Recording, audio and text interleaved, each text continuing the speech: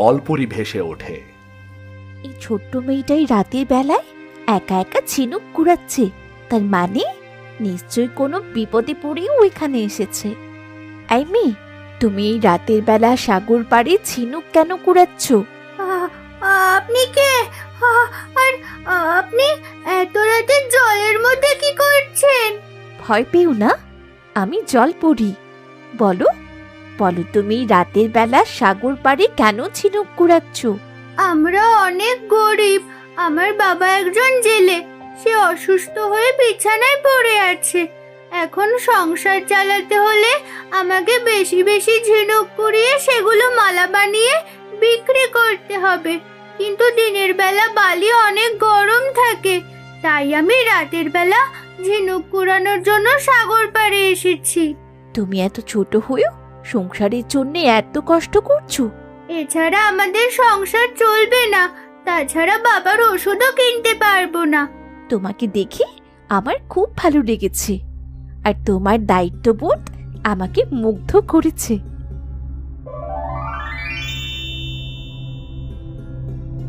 যাও, ওগুলো নিয়ে যাও।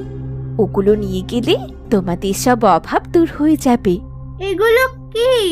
ওগুলো সব স্বর্ণের ঝিনুক। ওগুলো অনেক দামি। ওগুলো নিয়ে তুমি তোমার বাবা মাকে দিবে, তাদের বলবে আমি তোমার ওপর খুশি হয়ে এগুলো তোমায় উপহার হিসেবে দিয়েছি। যাও, এগুলো নিয়ে যাও। আপনাকে অনেক ধন্যবাদ।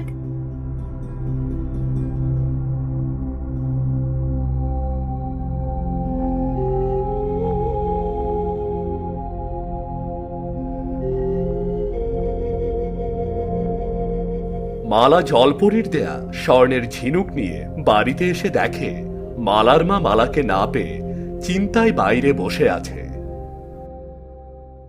এত রাতে কোথায় গিয়েছিলি মালা? মা, আমি সাগর পাড়ে ঝিনুক কুড়োতে গিয়েছিলাম।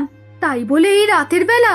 যদি তোর কিছু হয়ে যেত তাহলে আমরা কি নিয়ে বাঁচতাম? এত চিন্তা করছো কেন? তোমাদের আশীর্বাদ তো সব সময় আমার সাথেই আছে। হ্যাঁ, আমরা তো সব সময় তোর জন্য আশীর্বাদ করি। তা তোর ঝুড়িতে কেমন ঝিনুক? ঝিনুকগুলো তো সোনার মতো জল করছে। হ্যাঁ মা, এগুলো সোনার ঝিনুক, তাই জল করছে। কিন্তু তুই এই সোনার ঝিনুক কোথায় পেলি? মা, সাগরে জলপরি আমাদের অভাবের কথা শুনে এগুলো আমাকে উপহার হিসেবে দিয়েছে। সে বলেছে এগুলো বিক্রি করলে আমাদের আর অভাব থাকবে না। হ্যাঁ, এতগুলো স্বর্ণ থাকলে তার আর অভাব থাকে কি করে? এতদিনে উপরওয়ালা আমাদের দিকে তাকিয়েছে। চল, ভিতরে চল। হ্যাঁ, চলো। মালার মা স্বর্ণ দেখে অনেক খুশি হয়, কিন্তু তাদের এসব ঘটনা গ্রামের নরেন জেলে আড়ালে লুকিয়ে দেখে ফেলে। আমি এতদিন হলো সাগরে মাছ ধরছি, কখনো জলপরির দেখা পেলাম না। আর ওই মেয়েটা জলপরির কাছ থেকে সোনার ঝিনুক দিয়ে আসলো। না না, বা আমাকে কিছু একটা করতেই হবে। এমনিতেই তো বীরু এখন সব জেলেদের চেয়ে ধনী হয়ে যাবে। যাই, আমিও জলপরির কাছেই যাই।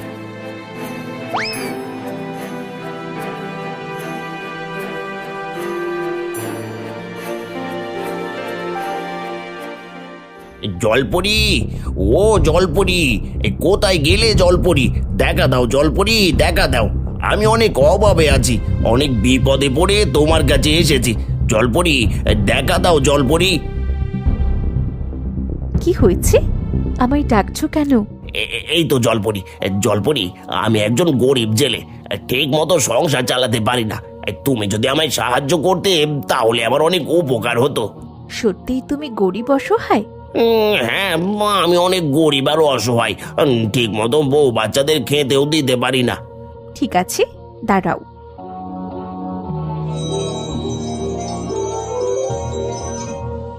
যাও, ওগুলো নিয়ে যাও, আর আমার ব্যাপারে কারো কাছে কিচ্ছু বলবে না। তোমাকে অনেক ধন্যবাদ জলপরি। আর তুমি চিন্তা করো না, এই ব্যাপারেই আমি কাউকে কিছু বলবো না। ঠিক আছে, ওগুলো নিয়ে এখনই এখান থেকে চলে যাও।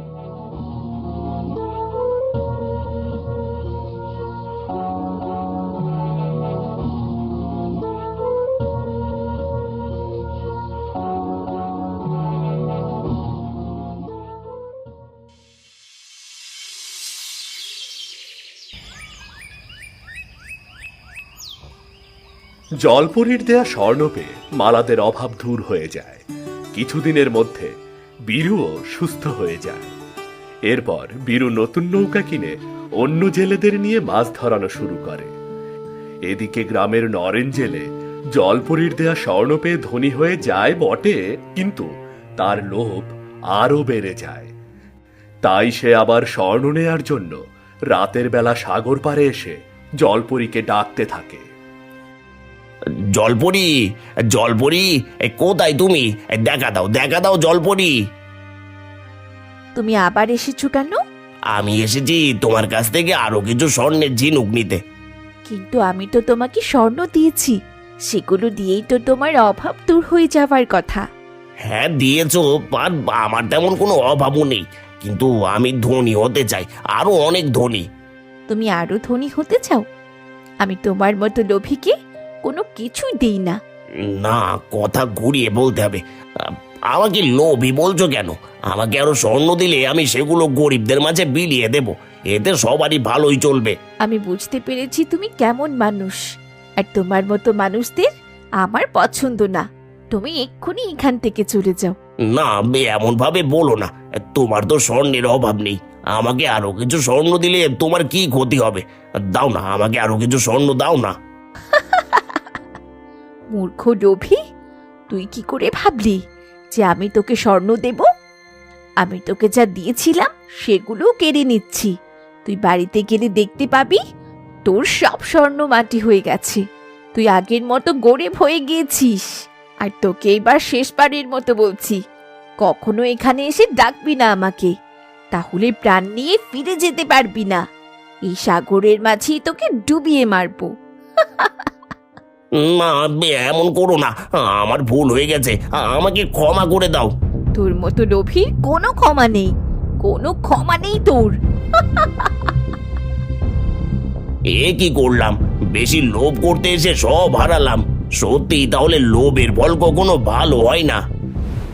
নরেন বেশি লোভ করার কারণে সব হারিয়ে আগের মতো গরিব হয়ে যায়।